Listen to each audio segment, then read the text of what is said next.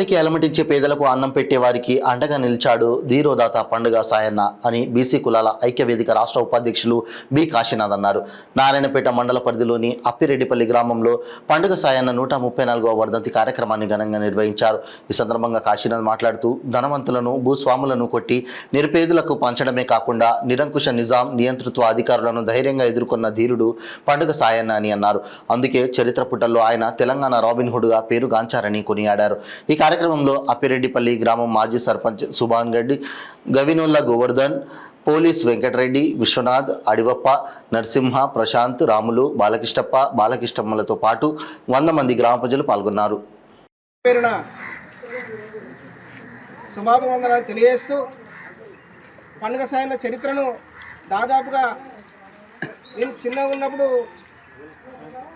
90 ఆ ప్రాంతాల్లో జోరుగా క్యాషుల ద్వారానే మనం గుడికట్ట మీద క్యాష్ చేస్తే విన్నాము. అటువంటి చరిత్ర అంటే ఇద్దరు మనగాడు ఉన్నాడా అంటే అప్పుడు కులం తెలియదు, ఏం తెలియదు. అతనిది ఆ కులం కోసం ఎప్పుడు కూడా కొట్లాడలేదు. కాబట్టి పేద ప్రజల కోసం నిరంతరం పోరాడిండు. ఆ పేద ప్రజలకు ఏదైతే తిండి లేకున్నదో, తిండి ఎవరి దగ్గర అయితే ఉంటుందో వాళ్ళ నుంచి ధాన్యం దొంగిలించుకొని దౌర్జన్యం చేసి పేద ప్రజల కోసం అన్నం పెట్టినటువంటి వీరుడు పండుగ సాయన్న. అటువంటి పండుగ సాయన్నను ఈరోజు మనం గ్రామంలో ఆయనకు వర్ధంతులు చేయాల్సినటువంటి అవసరం ఉంది. కాబట్టి పండుగ సాయన్న ఆశయాలను ముందుకు తీసుకుపోవాల్సినటువంటి అవసరం ఉంది.